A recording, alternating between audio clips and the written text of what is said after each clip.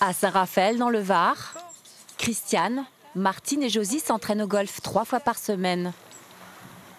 Un plaisir au goût amer aujourd'hui, puisqu'il manque une personne à l'appel, leur meilleure amie Bernadette, à qui elles aimaient donner un surnom, Ber. Allez, pour Ber. Allez. Oui. Merci pour la balle. Elle était admirée et admirable. Voilà. Et bon, elle est irremplaçable, hein, Bernadette. Le 14 juillet, on était tous ensemble. Et puis, c'est la dernière fois qu'on l'a vue. Voilà. Et elle nous manque beaucoup. Bernadette Benaïm a été assassinée le 28 juillet dernier, à son domicile, aux Issambres, une commune du sud de la France, à 13 km de Fréjus. Son corps est retrouvé sur cette terrasse, près de la piscine. Cette riche veuve de 67 ans venait d'emménager dans cette vaste propriété. Elle a été découverte, gisant dans une mare de sang. Le 28 juillet dernier, cet homme, un voisin et ami de Bernadette, est un des premiers arrivés sur les lieux du crime. Ça a été une catastrophe. Pour nous, c'est une grande perte. Un cauchemar. Bernadette a succombé à plusieurs coups de couteau. D'après les premières constatations des gendarmes, rien n'a été fouillé ni volé dans la maison. Les enquêteurs écartent rapidement la piste d'un cambriolage qui aurait mal tourné et concentrent leurs investigations sur les proches de la victime. À ce moment-là, l'ami de Bernadette soupçonne immédiatement un homme, comme il l'a raconté aux enquêteurs. Je le connaissais, il venait ici travailler. Qu'est-ce qu'il faisait exactement? Toutes les bricoles, dans le jardin, à l'intérieur. Un homme à tout faire, quoi, si vous voulez. Il avait un comportement bizarre déjà au départ. Souvent, il lui parlait d'une manière qui me déplaisait fortement. Il l'envoyait balader, manque de respect total. C'était pas des mots gentils en tout cas. L'homme à tout faire de Bernadette Benaïm s'appelle Hervé. C'est un père de famille de 44 ans. Il possède une petite entreprise de maçonnerie. Il travaille pour Bernadette et son mari Paul depuis plusieurs années. Hervé est très apprécié du couple. Mais en septembre 2013, lorsque l'époux de Bernadette décède, il se met à venir presque tous les jours à la propriété et se rend indispensable. Il convainc même la veuve d'embaucher son épouse comme femme de ménage. Une aubaine pour ce couple qui semble avoir de gros problèmes financiers. Comme nous l'indique cette femme. Elle louait sa maison à Hervé et à sa famille. Et là, cette maison, cette campagne. Une modeste maison que le couple avait, selon elle, du mal à payer. Il a arrêté les loyers. Au début qu'il était là, ça marchait normalement. Il venait nous le porter normalement. Et après, depuis plus d'1 an, il a arrêté et terminé. Il est malhonnête, hein, parce que s'il était sérieux, il réglerait ses loyers. Hein. Bernadette n'est pas insensible à la situation précaire du couple qui a du mal à joindre les 2 bouts avec ses 4 enfants. Elle se serait même montrée très généreuse. Ce qui intrigue les amis de Bernadette. Quand elle allait au restaurant, elle payait tout le temps. C'était toujours à elle, oui. Et même le couple Elle payait surtout au couple, voilà. Ça, c'est sûr. Ça vous choquait ou pas, ça? Oui. Oui, parce qu'on n'est pas habitué à faire ce genre de choses. C'était chacune son tour, une fois c'est toi qui payes, une fois c'est moi, une fois c'est toi. Mais quand ce couple était là, elle payait toujours pour eux. Donc je trouvais ça, moi, je trouvais exagéré.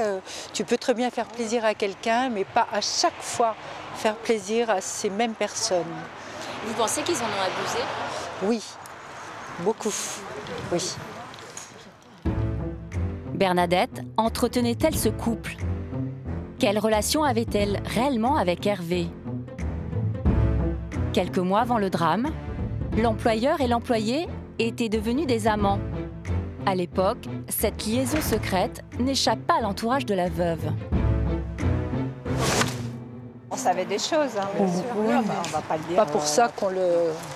Moi, je pense que le grand amour de sa vie, c'était son mari. C'était Paul. Oui, et c'était après, Paul. de temps en temps, elle pouvait peut-être un peu Voilà, avoir des extras. faire des extras, mais bon, pourquoi pas. Enfin, ça, puis ça dérangeait personne, puisque son S'en mari était fichait. persuadé que jamais ça lui arrivait, quoi. Hein, c'est vrai. Heureusement. Comme dans de nombreuses histoires d'adultère, la femme d'Hervé aurait découvert qu'elle était trompée en consultant le portable de son mari. Elle tombe sur des échanges torrides que s'envoyaient les deux amants. Hervé doit mettre un terme à sa relation avec Bernadette. La famille est déchirée et surtout l'aînée, Roxane, âgée de 23 ans. Elle en veut énormément à son père et aurait confié sa haine à ses meilleurs amis. Oui, moi, elle me l'a dit. Dès qu'elle a su, elle m'a appelé, elle me l'a dit. Et elle était comment là, à ce moment-là? Elle était triste pour sa mère. Elle avait la haine contre son père. Sa mère l'avait remarqué. Du parfum chez le coiffeur, machin, patin couffin. Je levais tôt pour lui jeter les petits croissants. C'est ça. Roxane le savait, elle avait une rage contre son père. Une rage contre son père. Roxane aurait voulu venger sa mère. Un mois avant le meurtre, elle se serait vantée auprès d'une amie d'avoir vandalisé les 2 voitures de Bernadette. Elle nous a dit que je rayais sa voiture, je me suis amusée à faire un solitaire dessus. Oui, un solitaire, je crois que ça s'appelle. Avec les croix et les ronds dessus et crever les pneus. Mais moi, sur le coup, je ne l'ai pas cru, comme elle racontait souvent des bêtises. Mais Roxane serait allée encore plus loin dans ses confidences. Elle disait sans cesse qu'elle allait la tuer, mais je ne pensais pas que c'était possible d'en arriver à ce point-là. Pour des histoires qui ne la regardaient pas vraiment, ça la regardait, mais elle n'avait pas à s'en mêler. Quelques semaines plus tard, le corps sans vie de la veuve est retrouvé à son domicile d'Aisy-Sambre. Sur la scène de crime, les gendarmes retrouvent 2 ADN distincts. Après analyse, un ADN désigne Hervé, l'homme à tout faire. Et l'autre trace biologique appartiendrait à Roxane, sa fille. La liaison secrète entre Hervé et Bernadette, les menaces de Roxane et des écoutes téléphoniques accablantes, les enquêteurs n'ont plus de doute sur l'implication de la famille. Mardi 21 janvier 2015, 8h du matin à Roquebrune-sur-Argent. Après 6 mois d'enquête, les gendarmes de la section de recherche de Marseille et de Fréjus investissent la maison d'Hervé et sa famille. Ils viennent d'arrêter le couple et 2 de leurs filles, dont Roxane.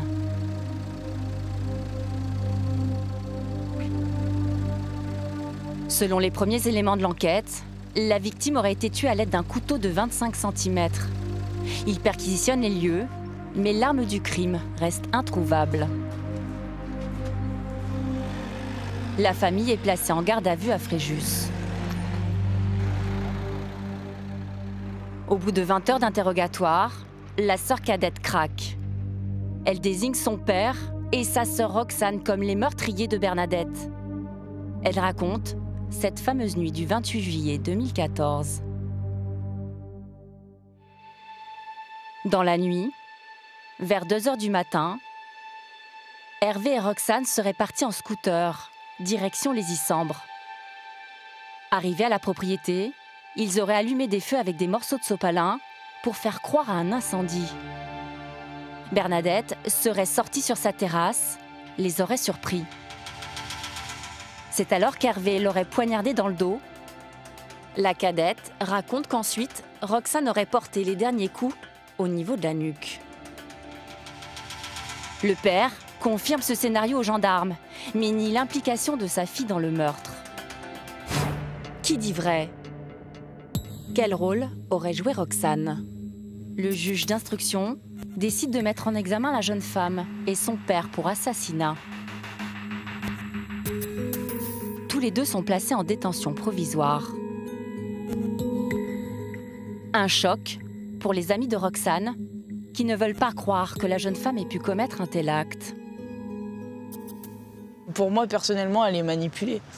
Comme elle a été manipulée toute son enfance, toute sa vie, elle a été manipulée par son père, parce que c'est la famille, que pour elle, c'est j'aime ma famille, alors il faut que je la défende. Voilà, tout simplement. Donc j'espère juste qu'elle n'est pas en train de se mettre dans des trucs comme ça juste pour défendre son père ou sa mère. La vengeance familiale ne serait pas le seul mobile. Bernadette avait cessé d'être généreuse avec le couple depuis sa rupture avec Hervé. Les gendarmes se demandent si la famille n'aurait pas décidé de supprimer la veuve pour mettre la main sur son argent. Maître Gestas, l'avocate d'Hervé, réfute le mobile financier. On dit beaucoup de choses et en plus on tire des conséquences de ce que l'on vous rapporte. C'est-à-dire, il ne payait pas son loyer, donc peut-être qu'éventuellement il l'aurait tué pour lui dérober de l'argent, mais c'est juste en plus. Je pense que déjà, on va beaucoup trop loin et trop vite en besogne, et qu'en plus, ce serait absolument pas cohérent. Et je ne pense pas que ce soit quelqu'un qui porte la méchanceté en lui. Je pense qu'il y a certaines choses... Mais il y a l'ADN quand même qui parle dans cette affaire. Il reste peut-être 18 mois d'enquête minimum. On verra qui a fait quoi et comment. La femme d'Hervé, pour sa part, est inculpée pour complicité d'assassinat, mais laissée libre. Le juge d'instruction lui reproche d'avoir poussé son mari et sa fille au crime. À sa sortie de garde à vue, elle accepte de nous rencontrer. Elle est effondrée et très choquée. Son avocat tente de la rassurer. Il faut que la vérité et la lumière soient faites sur cette affaire. Et c'est très dur ce que vous vivez aujourd'hui et c'est très dur de tenir le coup. Il faut s'accrocher. Oui. Est-ce que vous étiez au courant qu'ils allaient faire ça ou Il y a quand même quelque chose, c'est que y aller le faire, il n'arrive pas à assimiler les deux, moi. Sur le coup, je me suis dit non. Voilà. Donc, non. En plus, voilà, je me dis, mon mari n'a jamais levé la main sur quoi que ce soit.